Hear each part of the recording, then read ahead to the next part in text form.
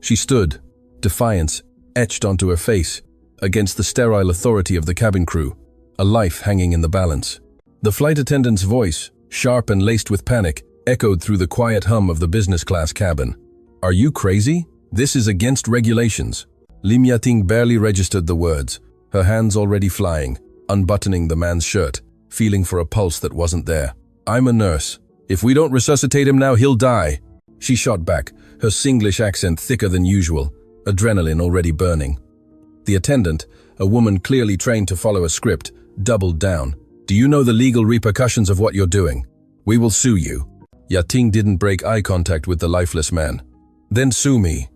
But I will not stand by and watch him die." 30,000 feet above the Pacific Ocean, the confrontation hung heavy, every passenger's breath caught in their throats. No one had expected this flight from Los Angeles to Singapore to turn into a desperate, high-stakes gamble. And certainly, no one could have predicted that this young Singaporean woman, usually so mild-mannered, daring to challenge an international airline, would, in the next few minutes, etch a new definition of duty and professionalism into the memories of everyone on board. Yating hadn't thought much beyond the next 2 weeks. 5 years.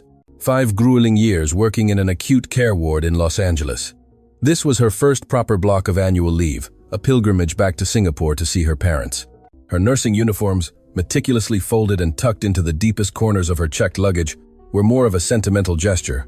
Maybe she'd pop by Singapore General Hospital, her old stomping ground, catch up with some ex-lecturers, see how things had changed.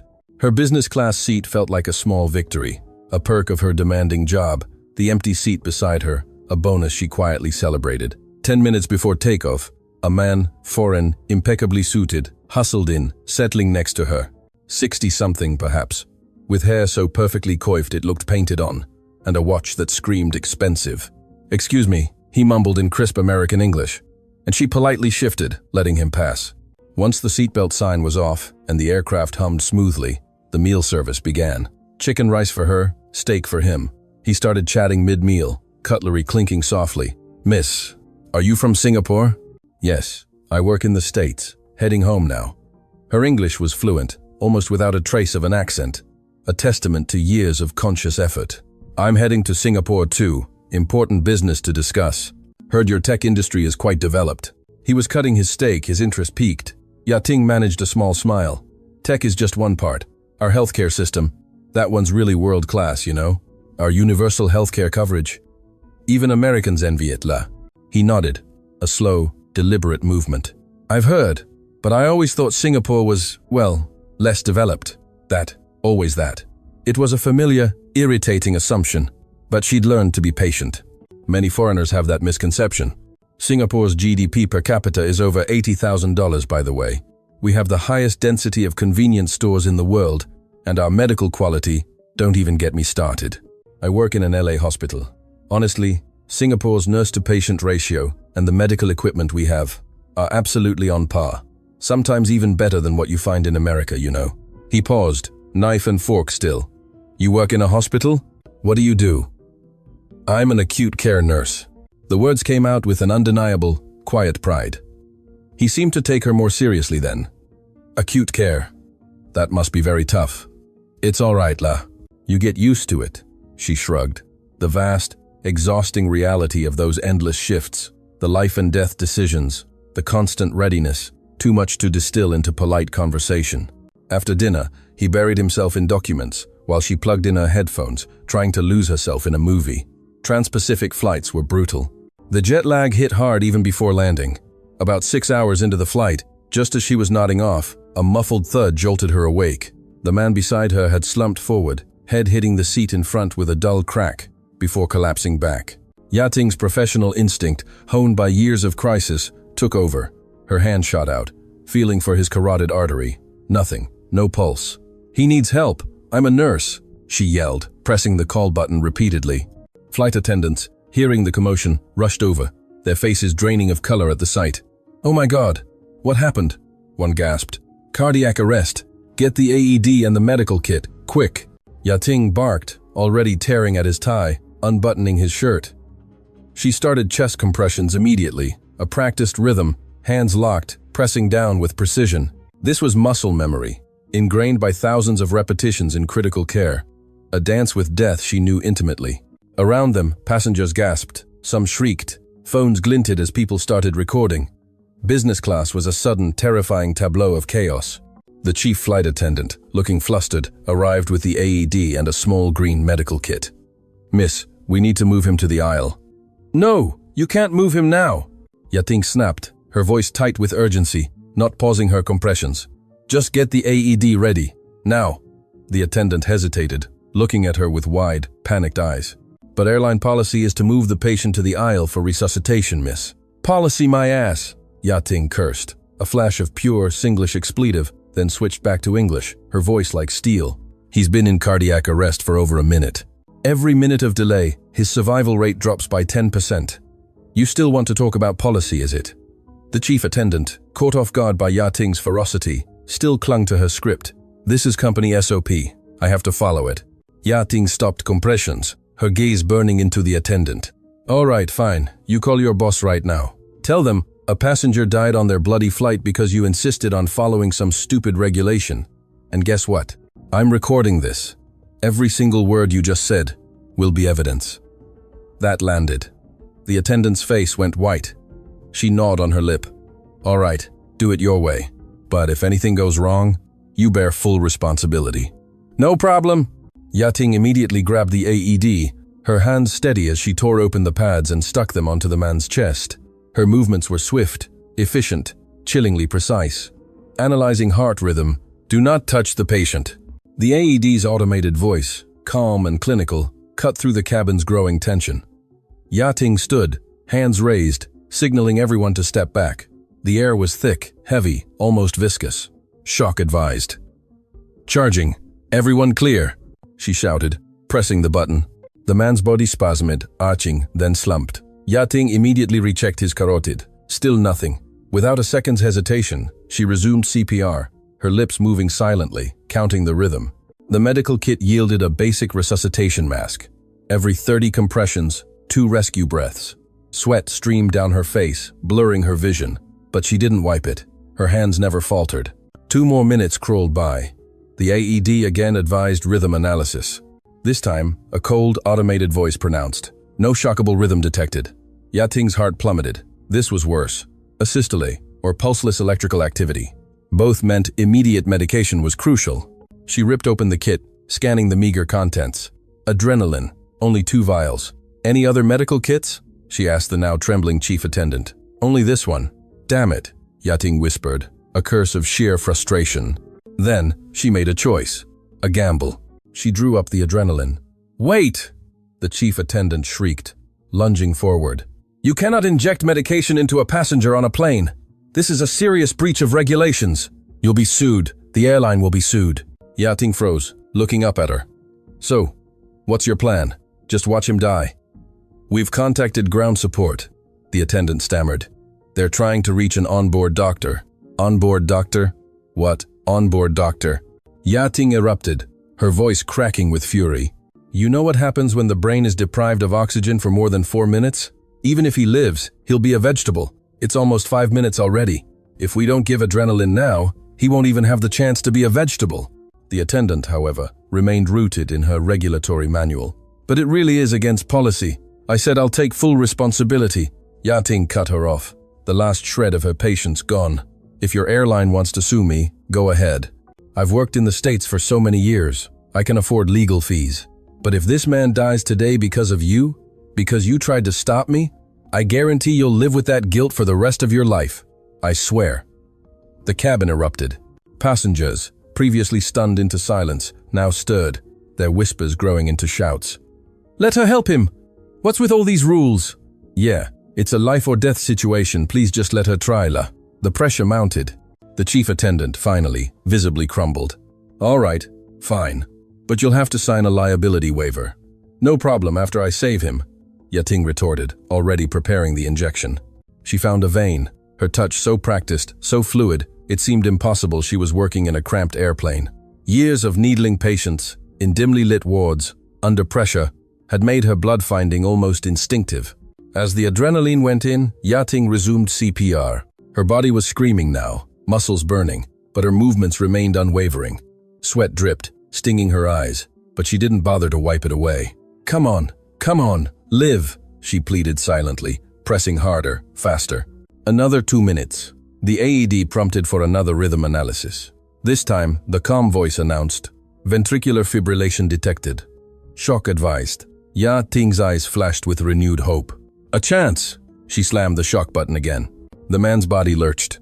This time, when she checked his carotid, a faint, thready pulse fluttered beneath her fingertips. He has a pulse!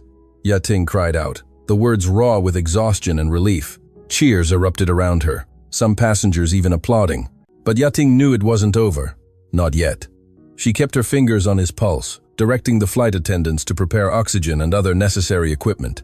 Slowly, agonizingly slowly, color began to return to his face, his breathing becoming more regular, if still shallow. Ya Ting finally allowed herself a small, shaky exhale, but her hand remained on his wrist. How is he now? The chief attendant asked, her voice hushed, almost reverent. Stable for now, but he needs constant monitoring, Ya Ting said, her voice hoarse.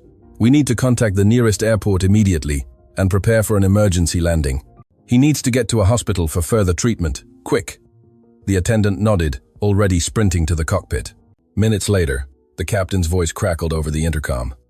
Ladies and gentlemen, due to a medical emergency on board, we will be diverting to Anchorage, Alaska. We anticipate landing in approximately 40 minutes. We appreciate your cooperation. A few grumbles were heard from passengers. Delays were never fun, but most understood. Everyone had witnessed the unfolding drama, the sheer, raw fight for a life. For the next 40 minutes, Ya Ting never left the man's side, a silent vigil, monitoring his vital signs, ready to jump back into action at any moment.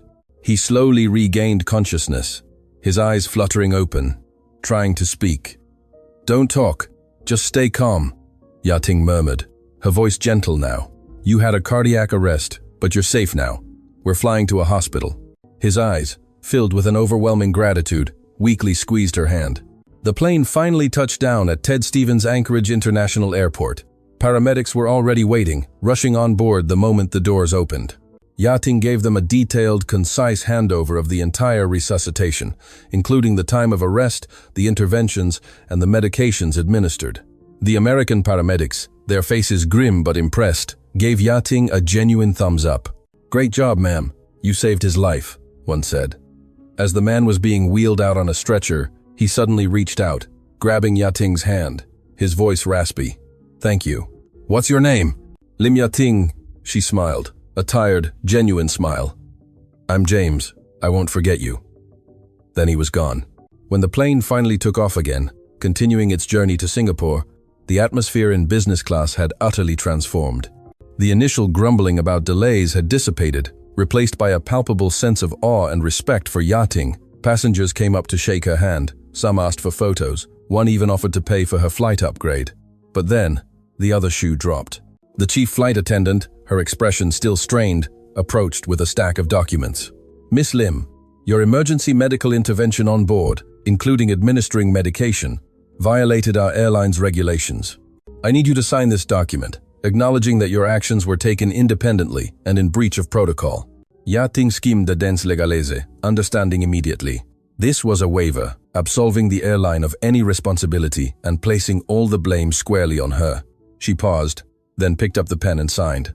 Aren't you worried? A nearby passenger asked, a note of concern in her voice. They might sue you. Ya Ting shrugged. What's worrying going to do, La? What needed to be done, I did. Besides, I believe the law won't punish someone for saving a life. She said it lightly, almost dismissively, but a cold knot of apprehension tightened in her stomach. Administering medication on a plane, without a doctor present, was definitely a legal gray area, and American medical litigation was notoriously complex. What if James, once fully recovered, turned around and blamed her for some unforeseen complication? She could be ruined, but those thoughts were fleeting. She recalled the faint pulse, the fragile return of life to his lifeless body. That moment, she knew, was worth any risk. Wasn't that why she became a nurse? To save lives. To experience that profound, almost spiritual, satisfaction of snatching a life back from the cold embrace of death. The flight droned on, and Ya Ting finally leaned back, exhaustion washing over her in a heavy wave. Her arms ached, her wrists trembled from the prolonged CPR, but her heart was strangely calm, even a little bit lighter. A middle-aged woman, who had moved from the back, approached, speaking in comfortable, familiar Singlish. "Hey, miss, you really are Singaporean pride, la. So brave." Yating, hearing the familiar accent, felt a wave of comfort, a warmth spreading through her. "Auntie, you're Singaporean too?" "Ya lor, I also going back home." "I tell you, watching you save that man, I so touched. And you dared to stand up to those Angmos, not scared of being sued. So brave, really." The auntie gave an emphatic thumbs up. "Oh, nothing la, just doing my job," Yating said shyly, a little paise. "You work as a nurse in the States? Good pay there, right?" The auntie asked. "Ever practical. It's okay la. Salary is definitely higher than Singapore," Yating conceded. "But honestly, the work stress is also very high. The American healthcare system is very different from ours, you know? They emphasize efficiency and cost, sometimes losing that human touch we have in Singapore." The auntie nodded sagely. "Exactly. I was sick in the States once, went to the A&E, waited 3 hours to see a doctor, then they charged me $2,000. Singapore's healthcare, really a blessing, la. Go to any polyclinic, it costs almost nothing. And the quality is just as good, if not better," Yating added. "I've worked with many Singaporean doctors in LA. Their professionalism is top-notch. Our medical education and clinical training are very solid, just not as internationally recognized, that's all." They chatted for a long time, the conversation drifting from healthcare systems to Singaporean food to the sheer, unparalleled convenience of living in Singapore. The auntie, who had lived in the States for 20 years, said every time she returned, she still felt Singapore was the best, especially the convenience stores, open all hours, hungry in the middle of the night, anything you wanted was available. That level of convenience simply didn't exist in America. "Yeah, every time I come back, I just want to eat all the food," Yating laughed. "American Chinese food is all right, but the taste is so different. I miss all the Singaporean hawker food, chili crab, bakor me, bubble tea. You can't get the real thing there, you know." Mid-conversation, Yating's phone buzzed. A message from an unknown number. "Miss Lim, I'm James's assistant. Mr. James is stable at the hospital. He wants me to convey his deepest gratitude for saving his life. Also, he'd like to meet you when you return to Singapore, to thank you in person. This is my contact. Please reply when convenient." Yating felt a wave of relief wash over her. At least James was okay. That was the best news. As for meeting, she wasn't particularly bothered. Saving lives was simply her duty. Nearly 10 hours later, the plane finally landed at Singapore's Changi Airport. Yating, dragging her exhausted body out of the cabin, was surprised to find a cluster of reporters at the arrival gate. Ms. Lim, are you the nurse who saved someone on the plane? Can you tell us what happened? Weren't you afraid of being sued?" Yating was startled. How had the news spread so fast? Apparently, some passengers had uploaded videos to social media, and within hours, it had gone viral. Singaporean news outlets were already covering the story. To the reporter's relentless questions, Yating calmly replied, "I just did what I had to do. As a healthcare professional, encountering such a situation, it's natural to step forward. But weren't you afraid of violating airline regulations and being sued?" A reporter pressed, pushing for a more dramatic soundbite. "To say I wasn't afraid would be a lie," Yating admitted, her gaze steady. "But in that moment, I had only one thought, to save him. Everything else could wait." This interview, when broadcast, sparked a huge reaction in Singapore. Some praised Yating's courage and professionalism, while others, more cautious, questioned the legality of her actions. Opinions clashed online, but overwhelmingly, there was immense pride in Singaporean nurses. Singaporean nurses are really amazing. This is what Singapore pride is all about. La. When I was sick overseas, doctors who heard I was from Singapore were always curious about our healthcare system. Our healthcare system and quality are truly one of our proudest achievements. Back home, Yating's mother had already seen the news on TV. Seeing her daughter walk through the door, her eyes welled up with unshed tears. "You naughty girl! How could you be so reckless? What if something went wrong?" "Mama, I'm fine, la." Yating hugged her mother tightly. "And that uncle is safe now. Isn't that the best outcome?" Her father, usually a man of few words, stood nearby, his lips pursed. "You're just too impulsive," he grumbled, but his eyes, for a fleeting moment, betrayed a flicker of undeniable pride. Over the next few days, Yating received countless interview invitations, all of which she politely declined. She wanted to use her 2 weeks of leave to simply be with her family, eat the Singaporean food she missed so much, and not be a public spectacle. On the 5th day, James's assistant called again. James had been successfully transferred from Anchorage back to Los Angeles, recovering remarkably well. Doctors said he would make a full, normal recovery. And James, relentless in his gratitude, specifically wanted to meet her, insisting he would fly to Singapore to thank her in person, having moved up his business trip by 2 days. 2 days later, Yating met James at a high-end restaurant in Singapore. He looked vibrant, healthy, completely recovered from his near-death experience. "Miss Lim, truly, thank you so much," James said, gripping her hand firmly, his eyes full of earnestness. "The doctors said if you hadn't intervened immediately, I wouldn't have made it." "You're welcome." "It was my duty," Yating smiled. "I know you violated regulations on the plane to save me, and there might be legal risks," James continued, cutting to the chase. "So, I've engaged my legal team to handle it. There won't be any issues with the airline, I promise you that." "Really? You don't have to." Yating started to protest, but James cut her off. "And there's something else I want to tell you." His expression turned serious, almost intense. "I looked into your background. I know you work in an LA hospital. Frankly, with your skills and experience, you could command a better salary and position." Yating felt a blush creep up her cheeks, a little paise. "It's all right, La, my current job is fine." "If you're willing," James pressed, "I can introduce you to better hospitals. Or, if you want to develop your career in Singapore, I can assist. I have investments in Singapore's tech and healthcare sectors and know many people here." Yating was taken aback. This was not something she had ever considered. She thought for a moment. "Thank you for your kind offer. But I don't have plans to change jobs just yet. But if I do in the future, I'll definitely contact you." James nodded, satisfied. "No problem. By the way, how well do you know Singapore's healthcare industry?" "I know a bit," Yating replied. "Singapore's medical device and biotech industries have developed very quickly in recent years, and our healthcare system is genuinely excellent. When I worked in the States, I often encountered American doctors who were very curious about Singapore's healthcare and quality. My visit to Singapore this time is partly to explore healthcare investment opportunities," James said. "Honestly, before that incident on the plane, my impression of Singapore was, how do you say it? I thought it might be a bit underdeveloped." "Yeah," Ting nodded. "Many foreigners think that. But Singapore's GDP per capita is over $80,000. Our tech, healthcare, and service industries are highly developed. Singapore's convenience and quality of life are absolutely comparable to any major international city, you know." "I've walked around Singapore these past few days," James said, a genuine wonder in his voice. "And it's truly changed my perspective. Your convenience stores are incredibly practical. You can get hot food anytime, even late at night. And the MRT system is so clean and efficient. I've visited a few hospitals, and the facilities and services are genuinely advanced, no joke." "Yes, these are our proudest assets," Yating agreed, feeling a surge of national pride. "Our healthcare system ensures everyone can afford medical care, and the quality is still very high. In the States, I've seen too many patients forego treatment because they couldn't afford the medical bills.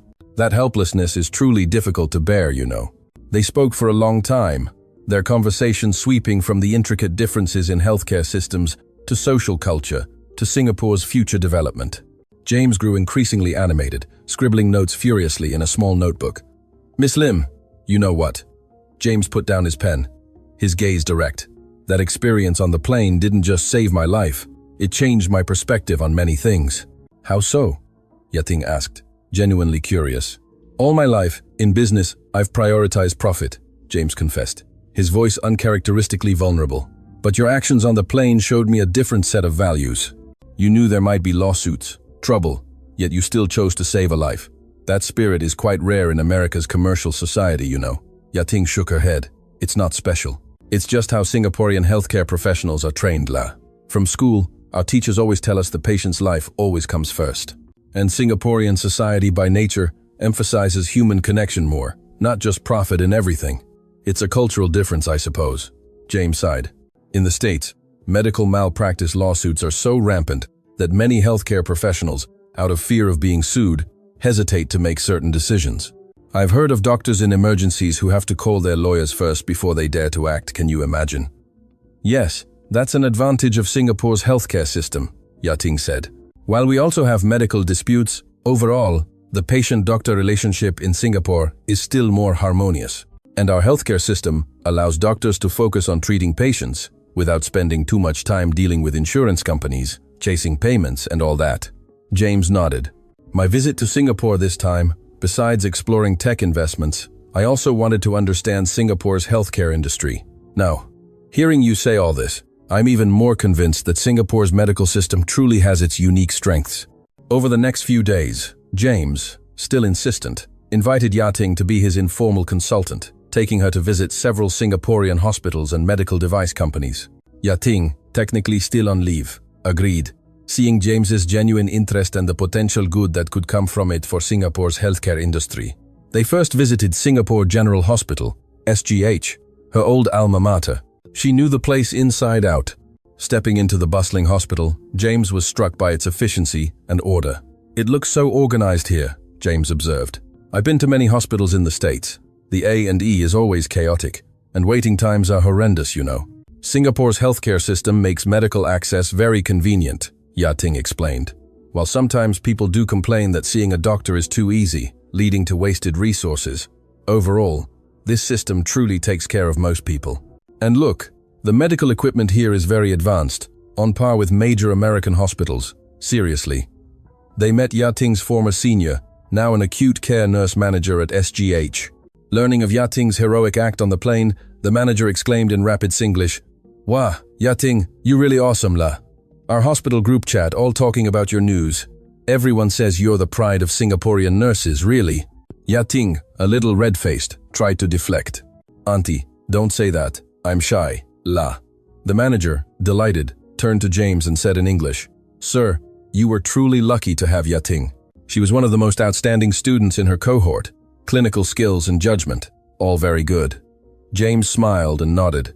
"I know. I'm truly grateful to her." After SGH, they visited a few local biotech companies and medical device manufacturers. James was genuinely surprised by Singapore's advancements in these areas. "I honestly didn't expect Singapore to be so advanced in medical device R&D, James said. "And the prices are much cheaper than American products, yet the quality is comparable. How is that possible?" "That's Singapore's advantage, la," Yating explained. "We have excellent engineers and R&D capabilities, plus a solid manufacturing base. Many international medical device giants actually outsource their manufacturing to Singapore, you know. It's a well-kept secret." These few days completely changed James's perception of Singapore. He began seriously considering investing in Singapore's healthcare-related industries, wanting to introduce some American medical technologies to Singapore, while also promoting Singapore's excellent medical products to the international market. "Miss Lim," James said, seriously one day, his voice thoughtful, "I have a proposal. I don't know if you'd be interested." "What proposal?" Yating asked, curious despite herself. "I want to establish a healthcare exchange platform between Singapore and the United States," James explained. "To give Singaporean healthcare professionals opportunities for further training in the States, and also to allow American healthcare professionals to come to Singapore to learn about your system and your spirit of patient-centered care. Would you be willing to be a consultant for this project?" Yating was stunned. Such an offer, so specific, so grand, was completely unexpected. I'll need to think about it," she said slowly. "No problem. You take your time," James smiled. "But I'm serious. I believe Singapore's healthcare system has much to teach the States, not just in technology, but more importantly, in that patient-centered philosophy." Just then, Yating's phone rang. It was her hospital in Los Angeles. "Miss Lim, we saw the news about you," the nursing director said on the other end, her voice surprisingly warm. "The hospital would like to discuss something with you. When are you returning?" "Yeah." Ting's heart skipped a beat. "Was this it? The disciplinary action? I'll be back next week. Is there a problem?" "No problem, good news," the director chuckled. "The hospital board saw your performance and decided to promote you. We want you to be the assistant nurse manager for the acute care ward, and your salary will be adjusted upwards. You come back, we discuss the details." Hanging up, Yating was a little incredulous. She had braced for reprimand, only to be offered a promotion. "Good news?" James asked, observing her expression.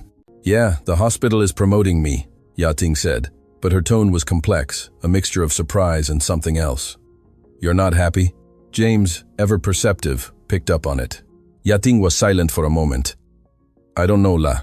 Working in the States these past few years, the salary is good, career progression is decent. But every time I come back to Singapore, I just miss life here. Singapore's salary might not be as high as America's, but the quality of life is genuinely good. And here I have my family, my friends, and all the food I grew up with. You want to return to Singapore? James asked, his voice gentle. Sometimes I do, Yating admitted, her gaze drifting out the window to the bustling Singapore street. But Singaporean nurses' salaries aren't very high, and the work pressure is immense.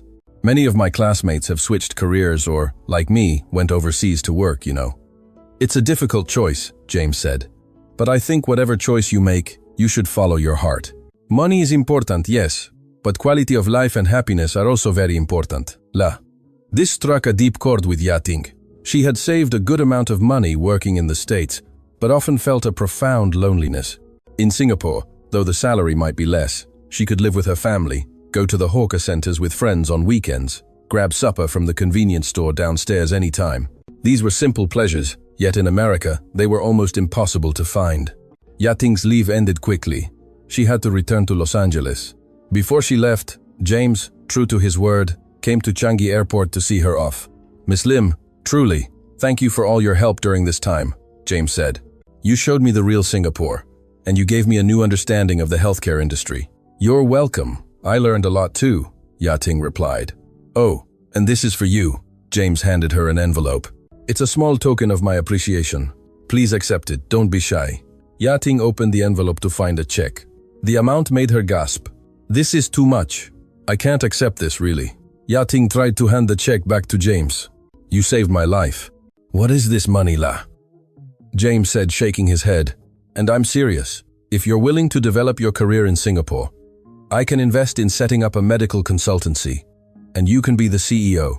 Your salary will absolutely not be less than what you earn in the States. I guarantee you. Yating looked at James's sincere eyes. Suddenly, a flicker of possibility. Maybe this was an opportunity. Maybe she truly could return to Singapore, apply her expertise here, and be with her family. Let me think about it, okay? Yating said. Of course. Think about it, James smiled.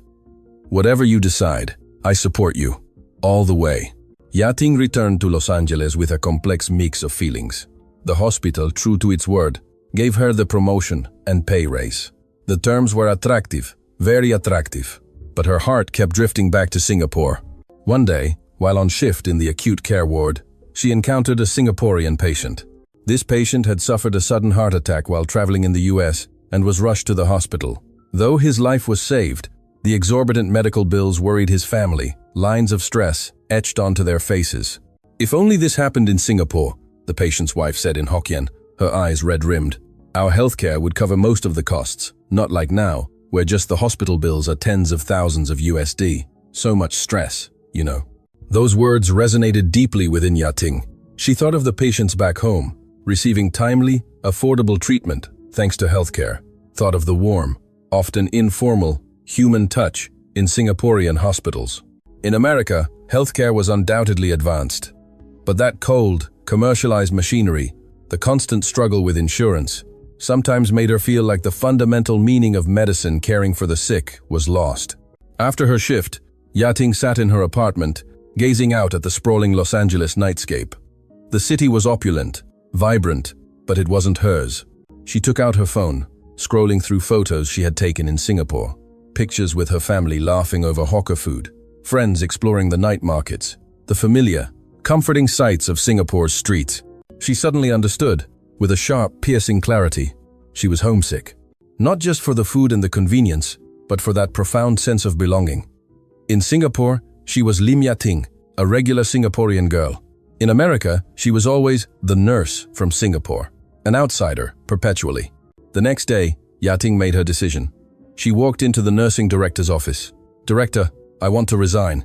The director, surprised, raised an eyebrow. "Why? Are you not satisfied with the promotion terms? We can discuss them, No, Yating said, her voice steady. I want to go back to Singapore. The director sighed, a sound of resignation. I knew this day would come. An excellent nurse like you, we don't want to lose you, but if you've made up your mind, I can only wish you well. After completing her resignation procedures, Yating called James. Mr. James, that proposal you mentioned, is it still on the table? James's excited voice crackled over the phone. Of course! You've decided to return to Singapore? Yes, Yating said, a quiet certainty in her voice. I want to go home. A month later, Yating was back in Singapore. James, true to his word, had invested and established a medical consultancy, with Yating as its CEO. The company's mission was to facilitate exchanges and cooperation between Singaporean and American healthcare institutions, while also providing training courses for healthcare professionals. On opening day, many well-wishers came. Yating's former classmates, her SGH manager, and friends from the healthcare industry. Everyone was happy for her, admiring her courage and her choice. Yating, you're really something la, a classmate said, shaking her head in wonder. To give up a high-paying job in the States to start your own business here, so brave. Actually, it's nothing la, Yating smiled. I just want to do what I truly want to do. And working in Singapore, even if the salary isn't as high as America's, the quality of life is so much better. I can go home often to accompany my parents, meet friends on weekends. These are things money can't buy, you know. And what you're doing now is so meaningful, another friend added. Helping more Singaporean healthcare professionals train overseas, and at the same time, letting the world see the excellence of Singaporean healthcare. Isn't this what you always wanted to do? Yating nodded, her heart full of a quiet gratitude. She thought of that day on the plane. If not for that risky, defiant resuscitation, none of this would be happening. Sometimes, life is just like that. One single decision can alter an entire trajectory. Months later, the company's business flourished. Yating successfully brokered several cooperation projects between Singaporean and American hospitals and helped many Singaporean nurses and doctors pursue further training in the States. More importantly, she began organizing a series of lectures and training courses, sharing her experiences from America while also emphasizing the unique strengths of Singapore's healthcare system. One day, she received a crisp envelope with an airline logo. Inside, a formal letter of appreciation, thanking her for her brave actions on the flight. The letter also stated that the airline had decided to revise its relevant policies.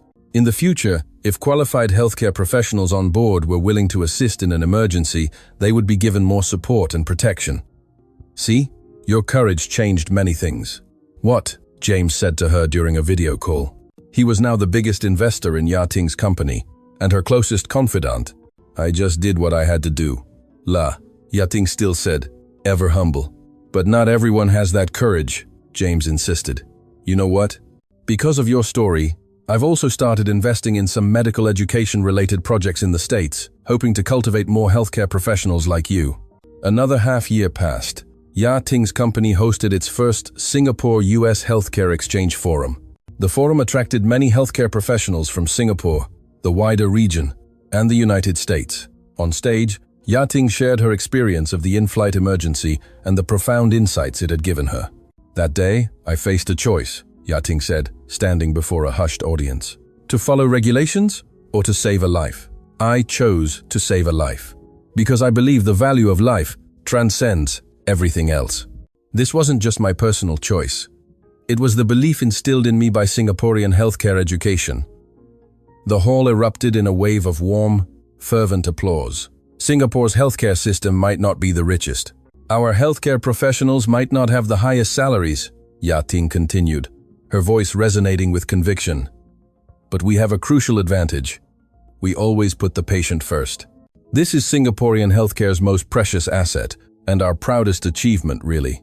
After the forum, many people sought Yating out to speak with her. American doctors expressed their genuine desire to learn about Singapore's healthcare system and its deeply humanistic approach. Young Singaporean nurses, their faces alight with inspiration, told Yating that listening to her speech had reignited their passion and confidence in their chosen profession.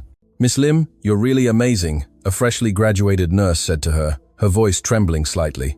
I originally wanted to go to America to work, but after listening to your sharing, I feel that maybe staying in Singapore is also a very good choice.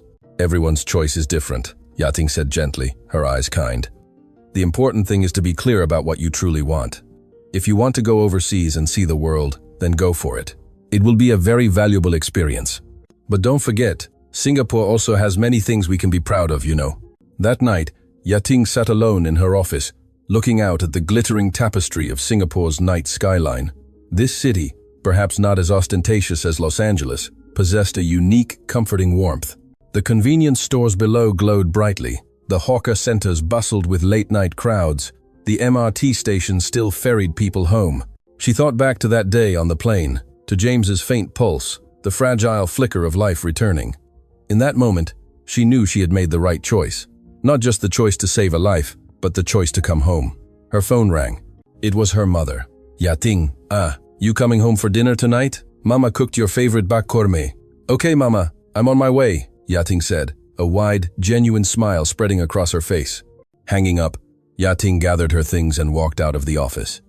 As the lift descended, she caught her reflection in the mirror, her lips curving upwards without conscious effort. This, she thought, this was the life she wanted. Not the richest, but the happiest. Not the flashiest, but the truest. A life where she could use her expertise to help others, doing what she loved, surrounded by family, supported by friends, and feeling a profound sense of pride in her work, in her home. Stepping out of the building, the Singaporean night breeze caressed her face, carrying familiar scents. Yating took a deep breath, then walked, with a purposeful stride, towards home. In this city, she was no longer a restless wanderer. She was truly, finally, a part of it. That brave decision on the plane didn't just save James's life, it allowed her to find the life she truly wanted. And it all began with those defiant words. I'm a nurse. I will not stand by and watch him die. That single moment of courage, a ripple in the vast ocean of human experience, changed 2 lives and, perhaps, opened the eyes of many more to the quiet strength and unwavering dedication of Singapore's healthcare professionals.